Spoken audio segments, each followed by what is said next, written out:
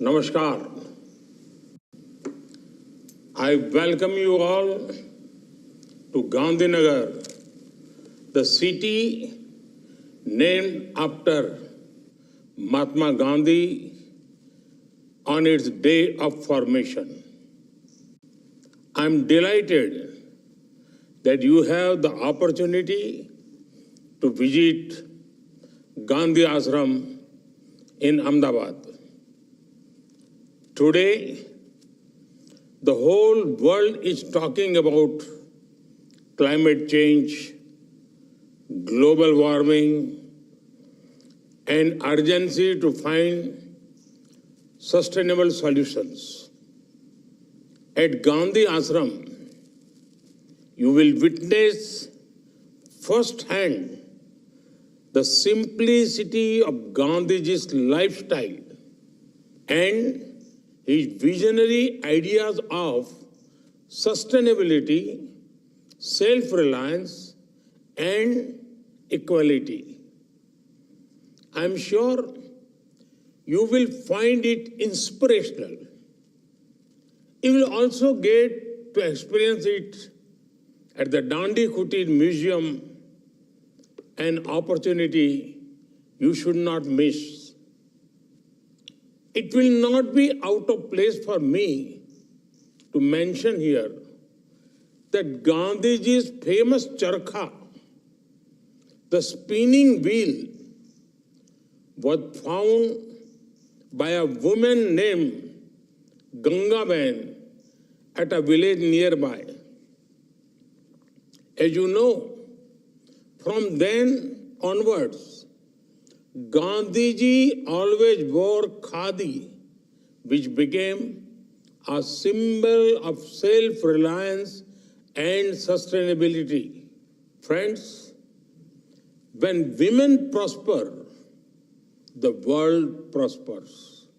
Their economic empowerment fuels growth. Their access to education drives global progress. Their leadership fosters inclusivity, and their voices inspire positive change. The most effective way to empower women is through a women-led development approach. India is making strides in this direction. Friends, India's President, Srimati Draupadi Murmu, sets an inspiring example herself. She comes from a humble tribal background, but now leads the world's largest democracy and serves as the commander-in-chief of the world's second largest defense force.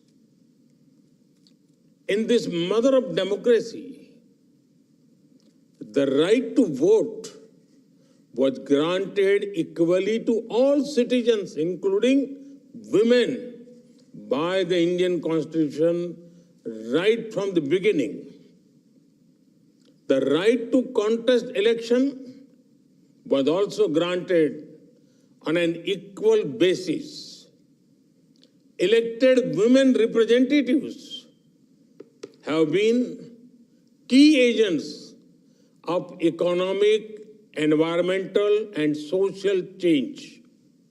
At 1.4 million, 46% of elected representatives in rural local bodies in India are women. The mobilization of women into self-help groups has also been a powerful force for change. During the pandemic, these self-help groups and elected women representatives emerged as pillars of support for our communities. They manufactured masks and sanitizers as well as created awareness about infection prevention. More than 80% of nurses and midwives in India are women. They were our first line of defense during the pandemic. And we are proud of their achievements. Friends, women-led development has been a key priority for us in India. Around 70% of the loans under the Pradhan Mantri Mudra Yojana have been sanctioned to women. These are loans up to 1 million rupees to support micro-level units. Similarly, 80% of beneficiaries under Stand Up India are women availing bank loans for greenfield projects. Under the Pradhan Mantri Ujjwala Yojana, nearly 100 million cooking gas connections have been provided to rural women. Provision of clean cooking fuel directly impacts the environment and improves women's health. The number of women in technical education in the industrial training institutes had doubled since 2014, and nearly 43% of STEM graduates in India, that is science, technology, engineering, and mathematics, are women. About 1/4 of space scientists in India are women. Behind the success of our flagship programs like Chandrayaan, Gaganyaan, and Mission Mars lies the talent and hard work of women scientists. Today, more women are enrolling in higher education than men in India. We also have one of the highest percentage of female pilots in civil aviation. And female pilots in the Indian Air Force are now flying fighter aircrafts.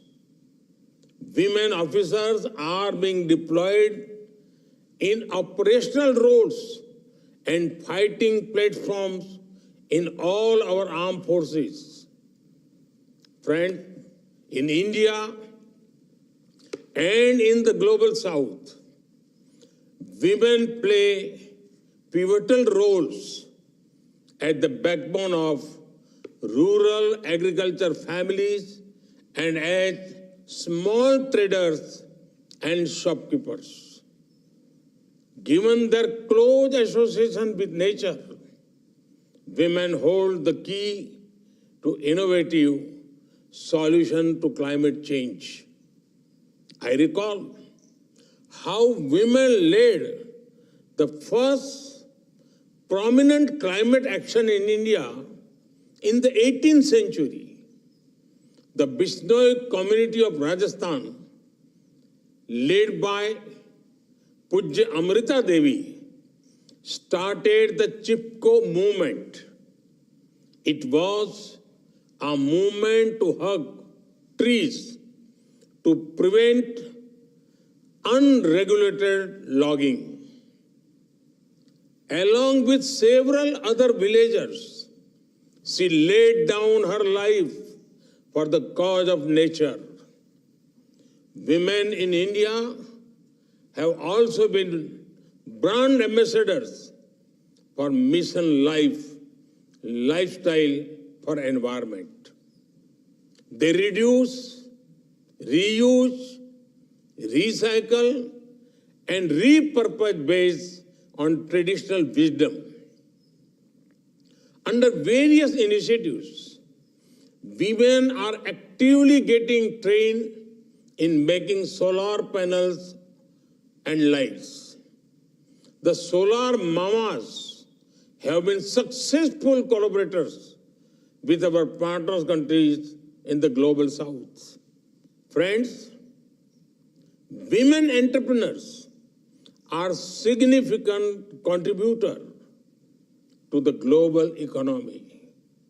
The role of women entrepreneurs in India is not new. Decades ago in 1959, few Gujarati women in Mumbai came together to create a historic cooperative movement, Sri Mahila Grih Udyog. Since then, it has transformed the lives of millions of women and their families. Their most famous product, Lijjat Papad, will probably be on your menus in Gujarat. Another success story of our cooperative movement in the dairy sector. This is also powered by women. In the state of Gujarat alone, there are 3.6 million women involved in the dairy sector. And there are many, many more such inspiring stories all over India. In India, about 15% of unicorn startups have at least one woman founder. The combined value of these women-led unicorns is over $40 billion. However, our goal should be to create a level platform where women achievers became the norm. We must work to remove the barriers that restrict their access to markets, global value chains, and affordable finance. At the same time, we need to ensure that the burden of care and domestic work is appropriately addressed.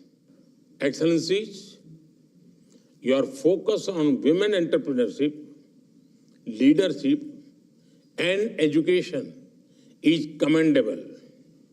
I'm also glad that you are launching the Tech Equity Platform to enhance digital and financial literacy for women.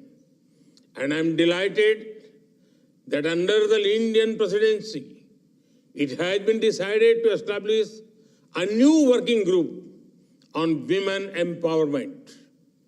Your untiring efforts in Gandhinagar will give